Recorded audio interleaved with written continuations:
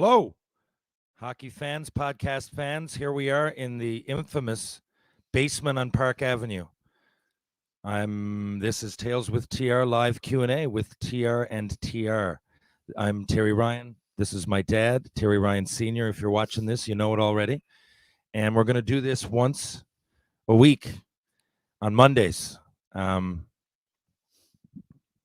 guess right now we're going to do it at 5:30 Newfoundland time, 4 o'clock Eastern.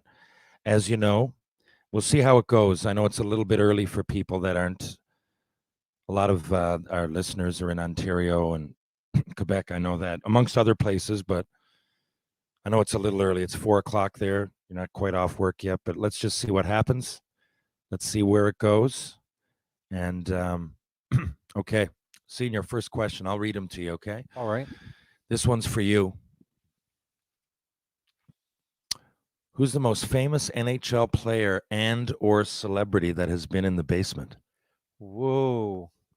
A group of NHL players. What do you think? L.I. Frady, Al's pretty well known. On Ron McLean. McLean and Kenny Reed, Chris Reed. Nyland, Sam Roberts has been down here. Andre Waugh. Yeah. Famous hockey player. You'd think Brad Richards maybe, wouldn't you? Yeah, well, he's up there. Usually when they come in through town, I normally see them when they have what they call their all-star charity events. And the last time in, I was hoping to get them in. I invited them in, but there's so much going on for these guys. Dale Howardchuk, and since then, Dale has passed. And Dale left us a nice thing on the wall. So what happened? You know, over the years, it's been down to our place, Senior's place on Friday nights. It's just for a lot of reasons. It's been where the gathering place has been for me and my buddies. And over time, you know, there's been people drop in. I know Stephen Brunt did a story and dropped down. Jason Momoa came in. I don't think he really knew at first what it was all about. But a lot of people hear the stories.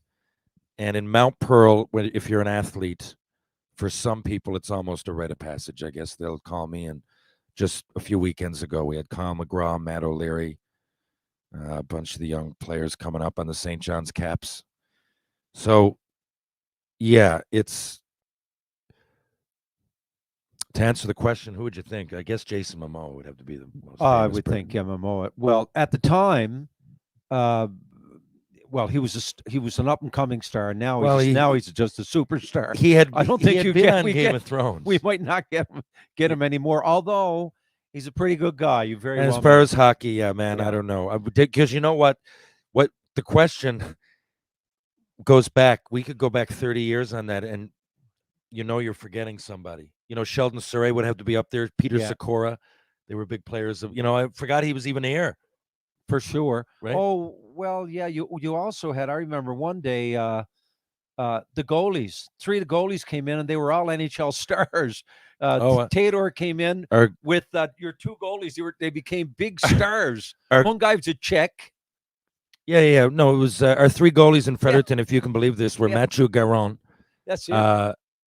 Thomas Vaucoon, who we sent to the East Coast League that year, who was an NHL All-Star like 2 years, and Jose Theodore. Yes. Okay. What's the best and worst chirp you've ever heard and said during your playing days? Oh, there was a guy in Tacoma. I don't think that was a thing when you were dead. No, we had. Now chirps are like an art. Like people, you're going to watch Shoresy, the Letterkenny. I mean, that's all it is. There was a few things we said. If a guy jumped you, that wouldn't be. Now, if you said them, they pure racist. But at the time, you'd. Oh Jesus! What can of worms are you opening? What are you saying? No, I'm just saying. What would be racist? What could have been? Well, I don't want to say it because it's 50 years ago, right? Yeah, but that's not what they're asking. They're asking for a chirp. Like Jesus. I think that's a chirp. Hey, nice helmet. Does that come in men's? But I think we chirp at them. We chirp and say whatever. Ooh, yeah. Okay, I'm going to answer this one because the context of the question I think is lost on you. Best, I don't know. I would always say if someone pissed me off, easy out. Thanks for paying my salary. Thanks for paying to come watch me work. Where can I watch you drive your cab? I would say that often. I mean, again, I don't fucking know, but you're asking me. Some go-tos. chirp against me. I don't know. I've told you. I think I mentioned in my book. Bob Probert said, "Hey Terry, my rum and coke gets more ice than you." But he was, but yeah, but it's regurgitated. I don't know if it was his. I've heard that before, Yeah. and it's hard to really come up with who originally came up with these. It's hard to better that too, though.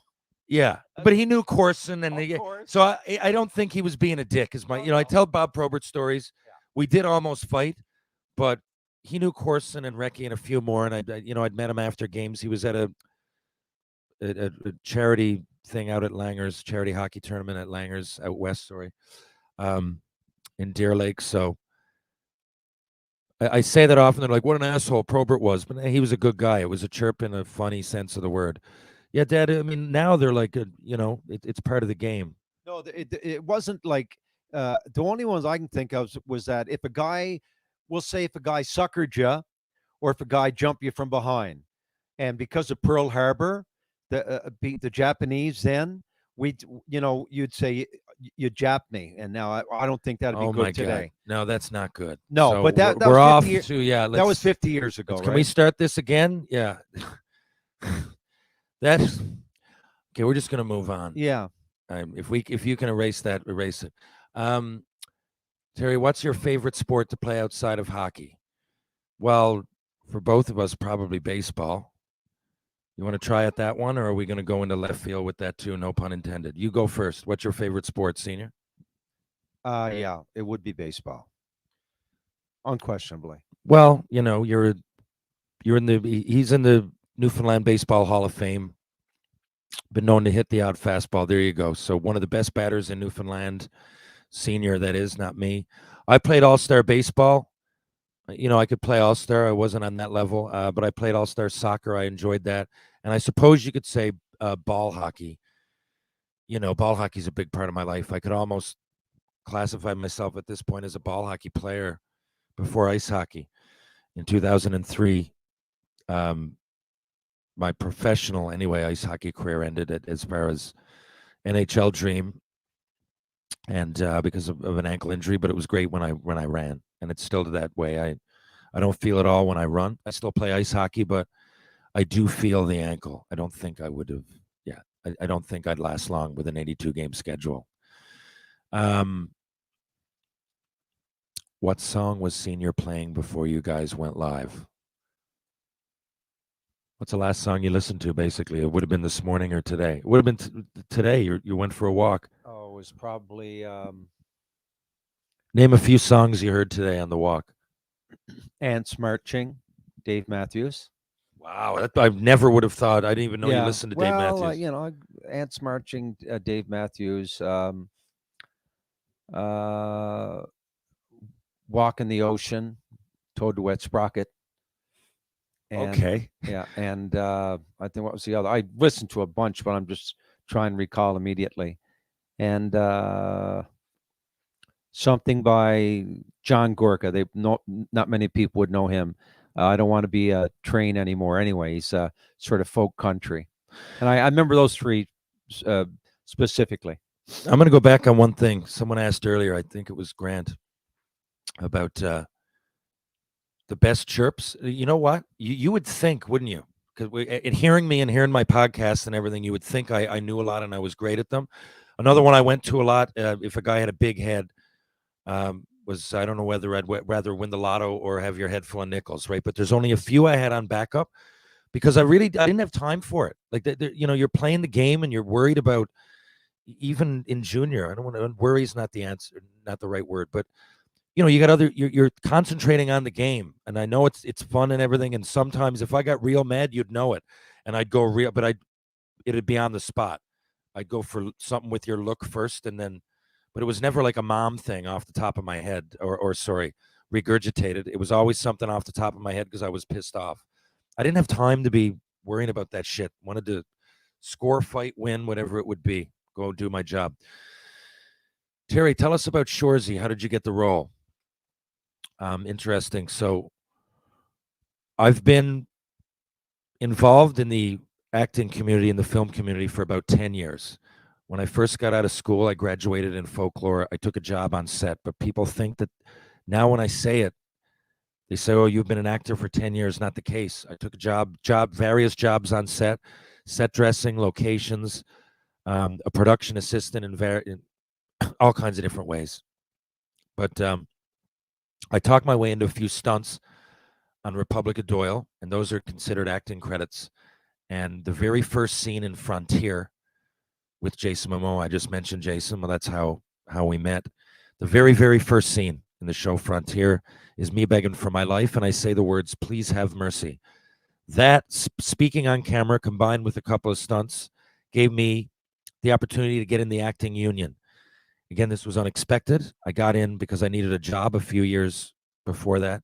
I got in the film world because of that, and I just ended up finding myself on camera. And when I got in the acting union, there's all kinds of things happening here in Newfoundland. It's one of the industries that's taken off the most.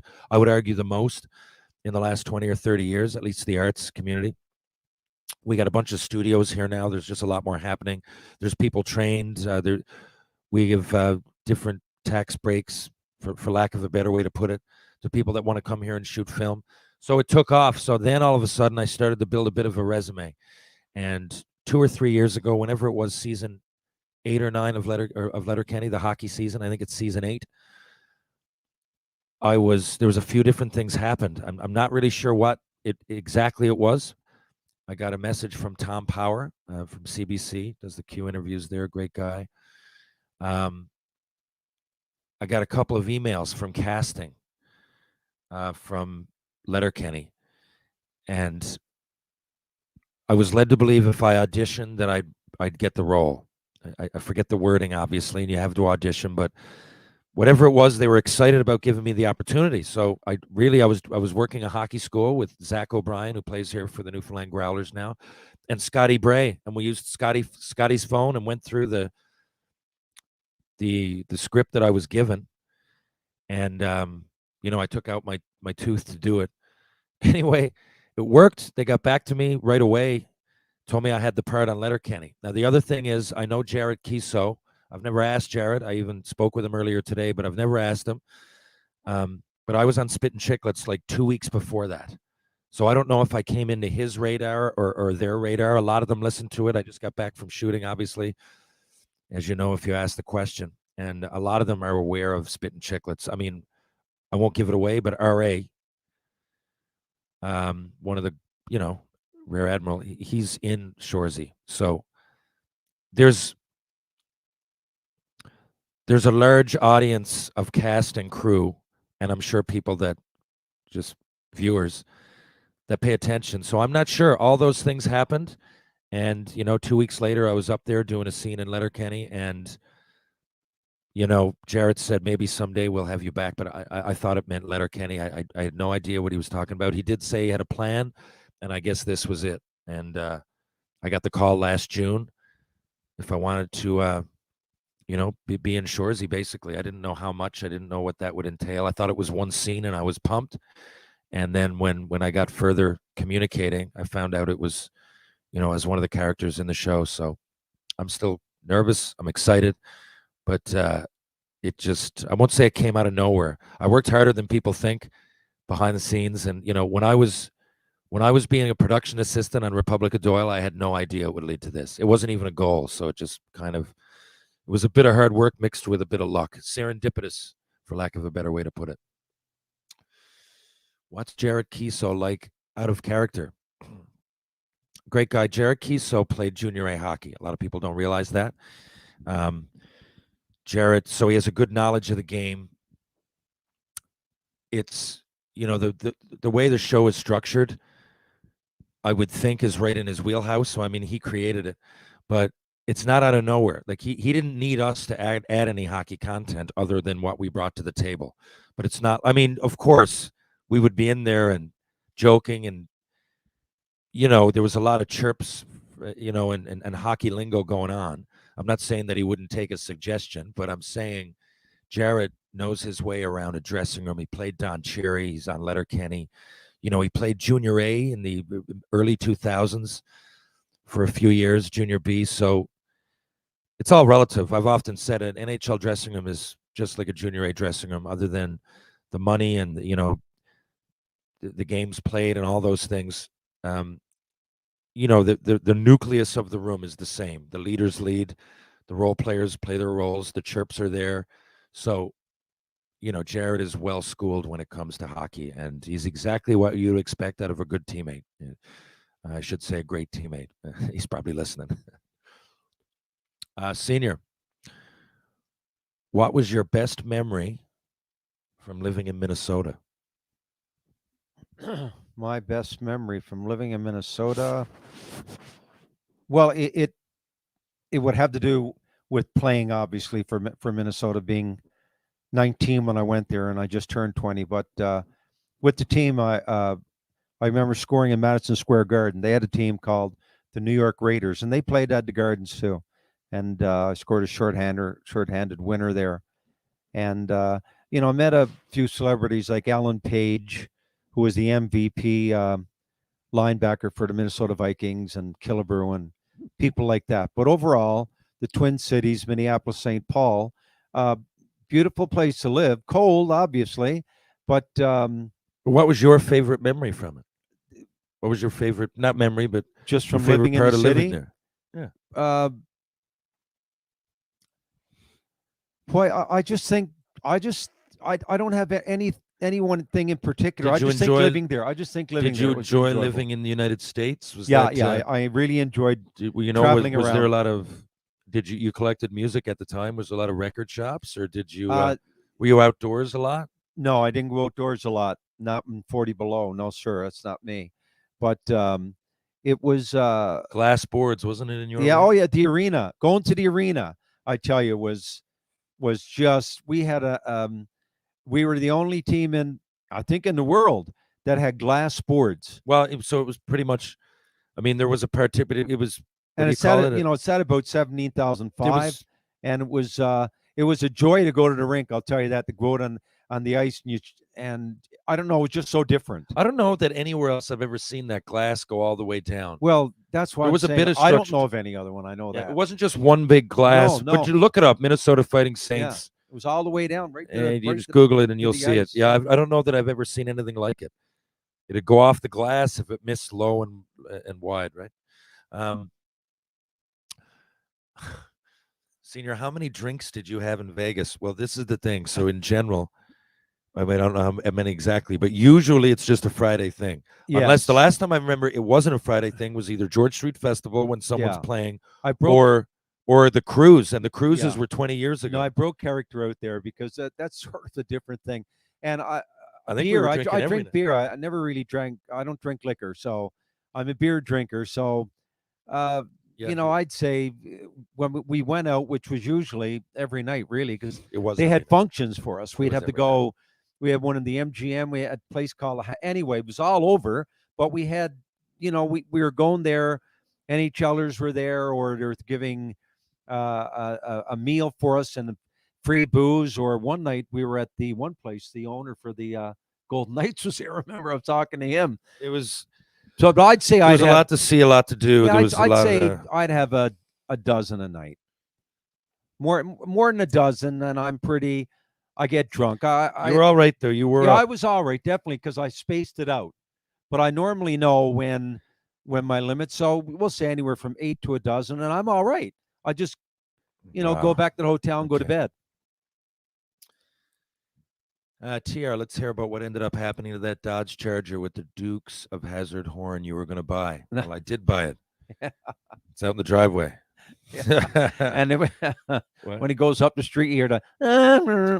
My daughter. Well, first of all, my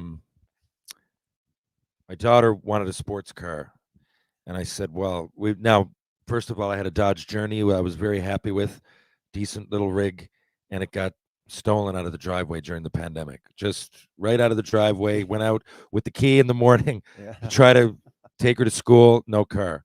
So that's where it started. I had to find something quick. I was already paying on that, and it's a long story, but the car before that, some bad luck with that as well. And So I just said I want to go out and get something quick. What's going to solve the problem? And she wanted a sports car. I said I don't think, but of course I didn't realize it. But those are all-wheel Dodge Charger. You can get them all-wheel drive, and it's actually not bad in the winter. When I found that out, I mean, if I'm impartial, I might as well make my daughter happy. So we went and looked, and actually the gentleman who sold it to me said, if you give me a day, I can take that horn out. And I said, what horn? And he pressed the horn, and it was the Dukes of Hazzard. Forget what you call it. But anyway, Penny Lane loved it, and it's still in the car, and so do I. What's the most Shoresy type quote you ever heard in real life? God, I don't know, man. I don't know. So many. But like I said, off the top of my head, I don't know. I'll tell you this. I'll give you one. I mean, there's so many hockey chirps and everything, right? Like, I feel like just mine are just so bad. They're just they don't. I don't remember. I don't have them You're queued right up. there, Terry. There was very little chirping in my day. There Yeah. was very little But chirping. now I'll tell but you. now it's an art. You're right. Yeah. Here's a good one. Sheldon Surrey. Sheldon Surrey had just signed with the New Jersey Devils, but he was playing with us in Tri-Cities, and there was someone trying to goad him into a fight. That was the thing with Sheldon. He was real good defenseman, but he'd fight a little bit, so you knew that you could get him off his game a little bit. Or to be honest with you, I don't know if that got him off his game, but you could at least get him in the penalty box for 5 minutes. So there was somebody, I believe it was Dave Jeselowski, who was a year older and on Seattle, because he tried Sheldon every game, but I could be wrong. But the line was, Sheldon said, "Wait, there, I just made more money than you will the whole year." That was what. You like that one? Well, that's pretty condescending. Yeah. Well, and it's like basically get out of my face. Here you go, senior. Here's one. I'll let you run away with this one. Rank the following musical artists: 1, 2, 3. Bruce Hornsby, Stevie Winwood, Elvis Costello. Oh, wow. That's my wheelhouse right there. Not so much a Winwood fan. I got out of Winwood with Arc of a Diver when he left Traffic, and I was never a Traffic fan. Maybe John Barleycorn Must Die. Not but. I'm a huge Costello fan and a very big Hornsby fan. So it would be Costello, Hornsby, and Winwood. But I'm a huge Costello fan. Really? So you're not an 80s Winwood guy? No. No, never was. Valerie? I like Higher Valerie. Love? No. Oh, I'm not saying he didn't. I don't like a number of hits he Okay, had, but still, you're but saying. No, I had maybe 2 albums by him. But Arc of a Diver would be my favorite by him. But Costello, I bought him right up until I'm still buying him. I just bought North, which was like 3 or 4 years old, but that must be his 50th album. He just came out with another one too. What's the most memorable goal you have ever scored? For me, you gotta have one that stands out among the others. Couple for me stand out. I don't even know why. Like it doesn't have to be a big goal. No, a couple immediately I can think of. We were in Quebec City playing the Nordique, and I scored 2 goals in 17 seconds, and that was his first year. Was a record up until then. It was pretty tough to score 2 goals in 17 seconds. But I scored 2 in 17 seconds. Of your 13. Yeah, my 13. Yeah. Wow, that's yeah. What are the odds? They had a good. I mean, almost all their team were NHLers. J.C. Tremblay, Marc Tardif. Oh my God, just some Pierre Guité. Yeah, they had a really good team, but that one particular game's easy, just sticks right out. Yeah. You know what's funny?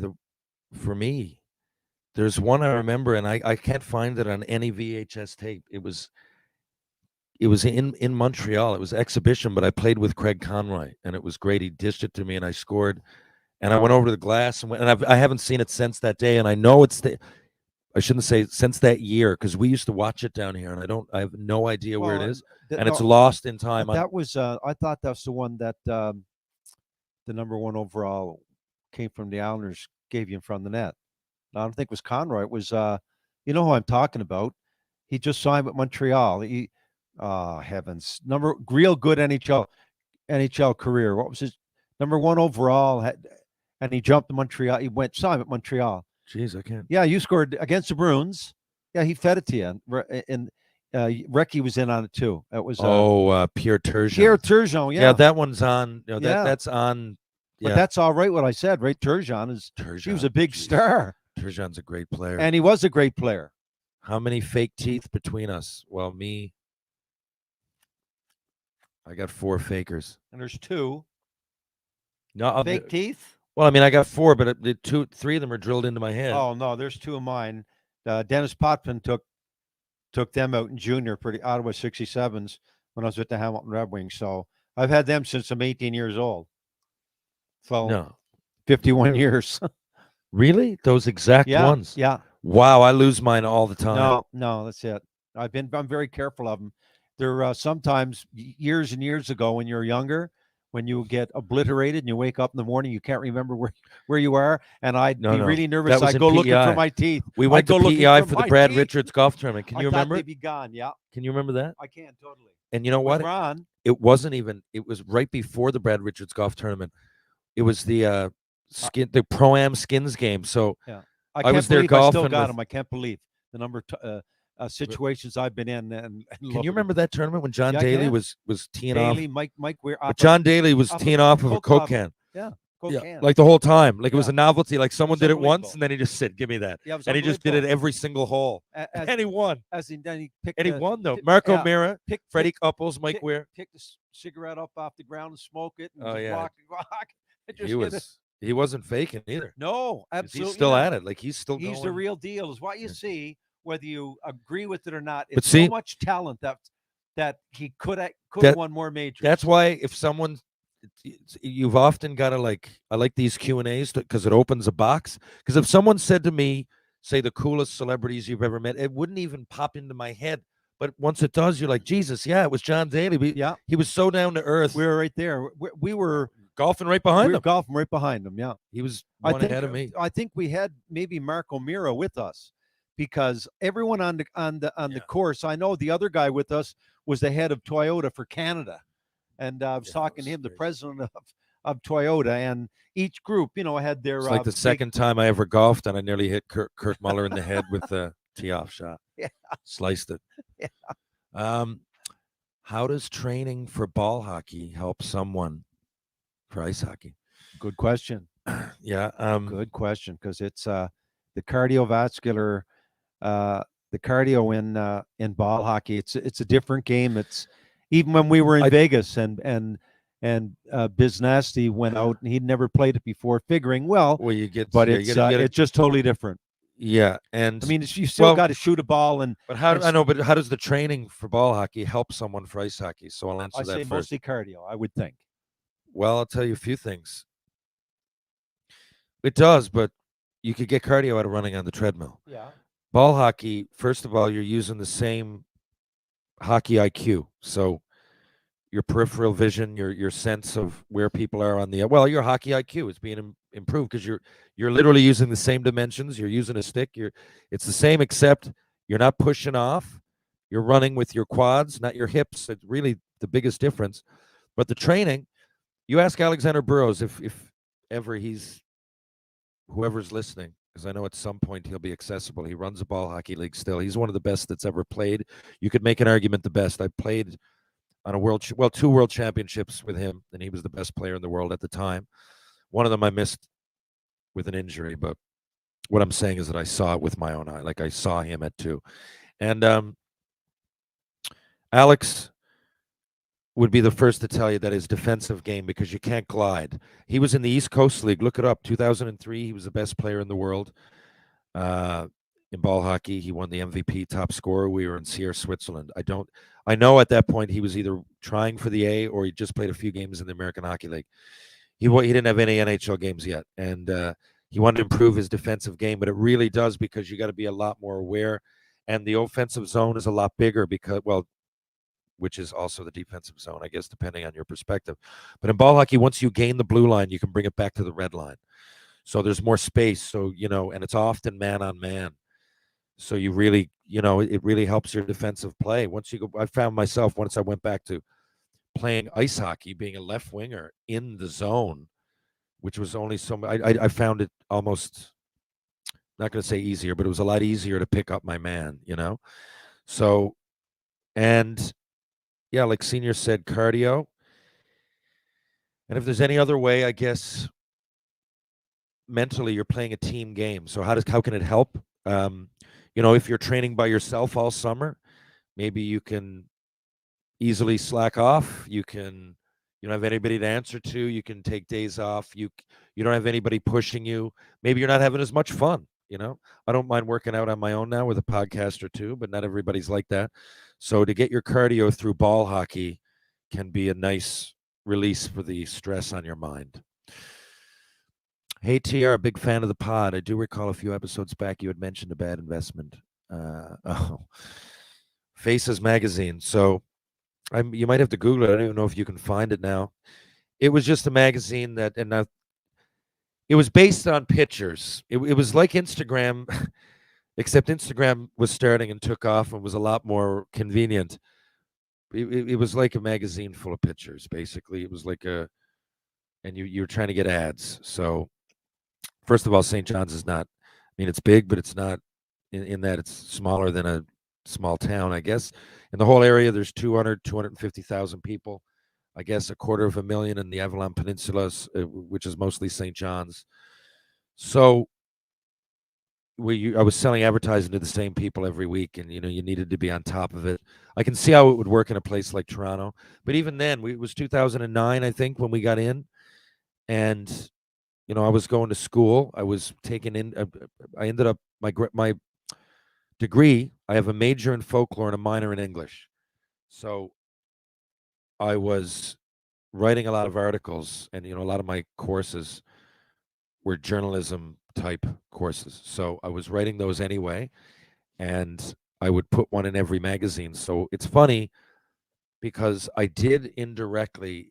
It helped me because it got me. A couple of those articles, quote unquote articles, ended up being chapters in Tales of a First Round Nothing. And the folklore kind of helped me with the creative writing part of it. The English helped me with the grammar. And as I was navigating, I had Faces magazine. Now, my wife and I, it was a terrible investment. But my ex-wife and I should say. But, you're looking back, I did learn a lot. Well, about business in a bad way, but I did learn it. And like I said, the book came from it, so it wasn't a total loss. Senior, what beer do you prefer, Alexander Keith's or Moosehead? Oh, they're both Nova Scotia beers. I I haven't. I would say Moosehead, though I haven't drank either.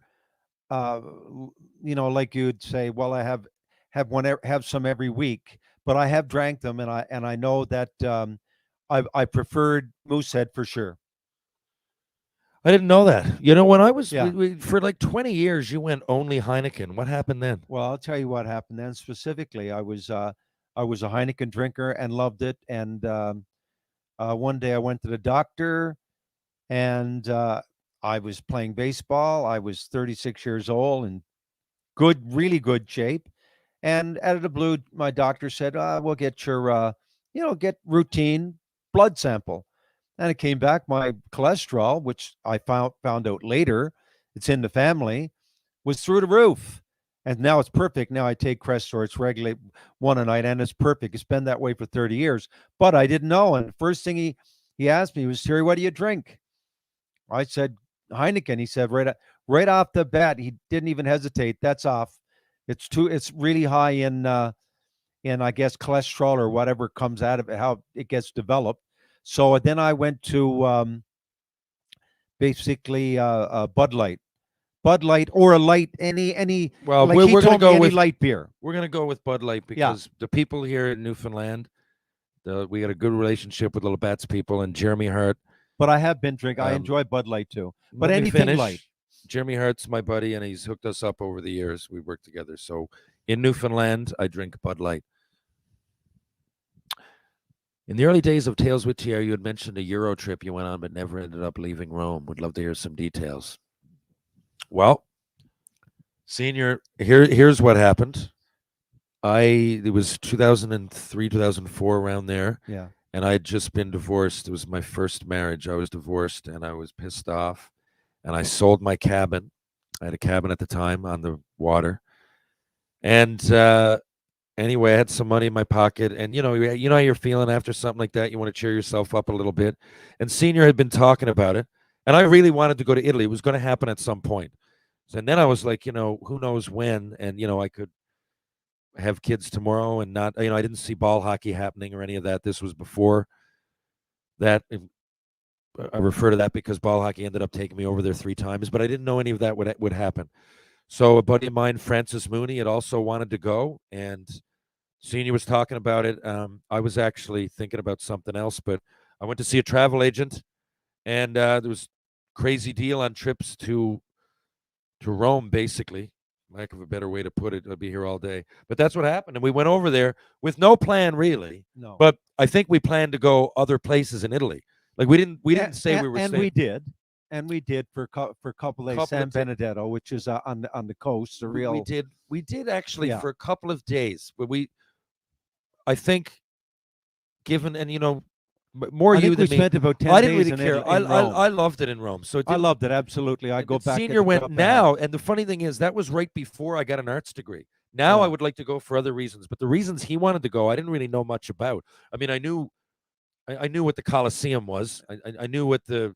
I had to sort of teach him. I have a great interest in like the Greco-Roman Forum. history. I didn't really so know. I don't think a lot of people do, but I maybe not. But I knew I did because I've read so many books, and I just love it. So I knew exactly where I wanted to go. Put it this way: going in, I knew the Colosseum. I mean, I liked history. I read books, but an arts degree, you'll come out of it knowing things like this. So, and it was the Sistine Chapel. I knew that. And that so was big. I really wanted to see that. But once we got there, things like the Forum and what was the not the library, but is it not the Parthenon? It's not that. What's it called? It's like that. It's not the Parthenon. That's in Greece, right? But no, the Parthenon's in Rome, and we had yes. lunch there right outside it one day. Things like that, and then the Spanish 2,000 Steps, years old, right? Spanish Steps. A bunch of movies were filmed there, and until I saw it, I just didn't know the Trevi Fountain. The Trevi Fountain. Trevi. And where John Keats died remember on the Spanish Steps, that a little three-tiered old house. Yes. And you got in for €3. Those of you who don't know, John Keats was one of the great romantic poets of all time. And you go in, and his death mask and his deathbed are right next door to us. We didn't know, but that was fabulous. Now we go down. I'm a single guy at the time. We find this place, and again, we didn't know where we were going to stay either. We just winged it. So we went there, and we found the nice little spot, maybe 5-minute walk from the Colosseum. That's it. Which was real nice. You go around the corner, and there it was. It was like €30 a night, and it was nice. It was beautiful. So, and we were never in the hotel other than to sleep. But anyway, we go down to this little area, and there's like what's it called? Yeah, well, Campo de Fiore. It's little area. What do they call it back then? Where you go to have a beer and get something. It's terrible. And whatever. Terrible. Yeah, a little. Too. Yeah. Like there's a bunch of patios and terraces, and they're Campo de Fiore, though, that's a real famous one, right? Yeah. So you know what I mean? Yeah. An area with a lot of restaurants, and so we picked a place, and we had eaten pasta almost every day and pizza every night. So we picked a place that it said Americana or whatever, and we're like, okay, we'll have a burger and a couple of beers and listen to some rock music, and it had a American vibe. So when we got in there, there was other people that spoke English. Not that's why we needed to, because we were loving everything about Italy. But we just happened, we were in there, rock and roll's playing. I think it was AC/DC. We walk in, it was like walking into the Hard Rock Cafe. And clearly there was a lot of Canadians and Americans. And when we sat down, the people next to us, a couple of young women there that were from Canada, it turns out, and one of them said, "Oh, you guys are from Newfoundland," because she could hear our accent. I said, "Yeah," and she said, "Do you know Terry Ryan?" And anyway, that led to a great time. We all because do you remember that? I remember the guy sitting next to me. There was a group of guys, and we started talking. And he was from Torbay. He was the Canadian ship was in the port, and they were all like Newfoundlanders. I remember No one that. wants to hear about it. No one wants to hear about a bunch of seamen. Well, a bunch of guys. No, it's a coincidence of it. Well, it was a coincidence. It was a coincidence of it to pick But I anywhere think in Rome, you know, yeah. and to sit down. So my Francis, to have someone from Torbay. It was, yeah. So there was a bunch of male sailors there. That was interesting. Yes. But it was also interesting when Francis and I spent the night up with my two new friends from Vancouver. Absolutely. What happened was they met Druken. They met Harold Druken. Remember? Yes. Or were you fixated on the men? Anyway, No. the best sports chirp in MMA, Tito Ortiz, always says I'm using my mouth to get my opportunities. The only person that I know that made money using their mouth is his ex-wife, Jenna Jameson. I mean, yeah, that's decent. How many tattoos do you have? Any tattoos you regret? You don't have any? No, I have none. I'm not a tattoo guy. I'm from old school. I don't. I've probably got 20 to 30, I suppose.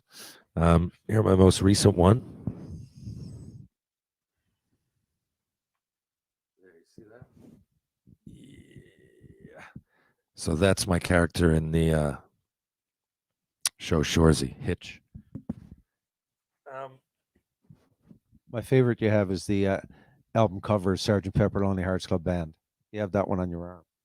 Yeah, I got, none of them, other than maybe 2 or 3, are planned out. On my back, my first 4 roommates in hockey all ended up dying in a car accident, or not in a car accident. They all ended up passing away at some point or another. Jesus. But all in a car. Mike Collins had a heart attack, but it was in the car. Wild. Anyway, not in order, not while I lived with them, but Mike Collins, when I first left home, I was 14 and gone to Quesnel, and he was just graduating from junior, but I stayed with him. Then my first few days in Tri-Cities, I stayed with a guy, Todd Klassen, and he ended up passing away in a car accident. And B.J. Young, who most people who read my books or listen to the podcast know. And then it was Jonathan DeLille. So, yeah, with the first 4 teams I played on, Quesnel, Tri-City, Red Deer, Fredericton, and Johnny DeLille. They're all great guys. And we asked me about tattoos, so that's the only one I planned that I can remember on my back. The other ones I kind of knew, but it's like, going in the morning, maybe have a couple of beers, you're at a concert, have half a joint with your buddies, leave the concert, let's get a tattoo. Pretty much how the other ones happened. Senior, did you ever play any lacrosse? No, there still is none. There was here in never Newfoundland? any. I always wondered lacrosse in that. Newfoundland. And that's the one thing I noticed when I went to Hamilton. We had a number of guys on the team that were like provincial lacrosse champs because it's really big in Ontario, and like real big. I'm surprised. real big. We don't And have it. no, we never ever. I don't know why. And you know what else? Not to this day. And we don't have much football. Or We got rugby. Rugby's real big. Like rugby's after taking off. I went to No a game football, in the summer in rugby. There's pandemic's bad example. I was going to say there was hundreds. No, we've got if it wasn't COVID or any of that, like when we host home rugby games in the Canadian League, we'll get over 1,000. No, there's 3 or 4, maybe 3 or 4 for sure on the Canada's national team for the rugby. I mean, we're good guy at plays on rugby. my team. Because just the way Newfoundlanders are, we're just dogs. I mean, Yeah. we're relentless. We don't care how hard we get hit. But when I was saying no, not Rod Snow. You're thinking Rod Snow, but I have a guy that plays on my my senior hockey team, Paddy Parfrey. Exactly. He's on Team Canada right now. Yeah, he is. Yeah. And there were at one point 3 or 4. Oh yeah. His father is a doctor. Yeah, rugby. I actually Ireland, I didn't play growing up, but I really enjoy it. Like now, it's one of those things. Looking back, I probably would have been into it. Although you probably get broken up. But whoa, boy, I love it. I imagine there's a few sucker punches thrown there in the scrum. Yeah, I think though, like watching Newfoundland. I don't know if it's that I'm biased because Newfoundland plays and I know a lot of players. But when you go down and when you watch a game, put it this way: if an unwritten rule in the culture is you don't do it. If you're first, what I'm saying is that I would think even if you're not into hockey, the first game you watched, it would be just gripping. I would think you're hitting, especially if a fight broke out. People be going, "What's happening here?"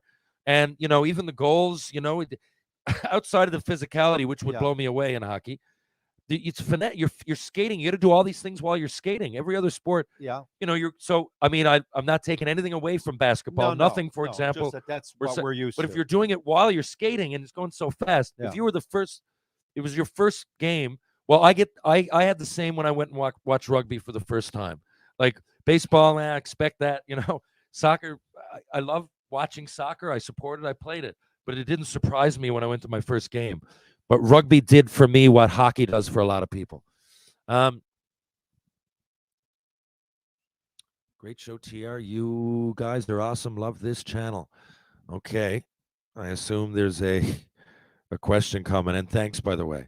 I honestly, I guess we're going to do this. If people give me some, final thoughts, Senior, finally. I shouldn't say finally. I've actually enjoyed it. I hope we've answered your questions appropriately and accordingly. Senior, you got anything else to say? No, other than I always enjoy being on and helping you out and whatever. And I tried to answer the questions as honestly as I can. And I hope it can continue. Okay, so and listen, guys. So I hope this is a decent time. If not, the only thing I would change is make it a bit later. It's perfect for us. But if a lot of people out there just couldn't get off work in time or whatever it might be, or if you're out west, I mean, it's the middle of the afternoon. Ideally for everybody, if we could appease fans all over Canada, I do it at 10:30 at night, but it's a little too late. So this is what the time we're going to keep for now, see where it goes. I appreciate everybody that tuned in. For listeners of the podcast, viewers of Tales with TR YouTube, I appreciate it, guys. And we're going to try this for the next few weeks, see where it goes. And that's basically it. Senior? Well, we should always sign off with a quote from the song. The one that immediately comes to mind for me is the Eagles, "Take It Easy." There you go. Take it easy. See you next week.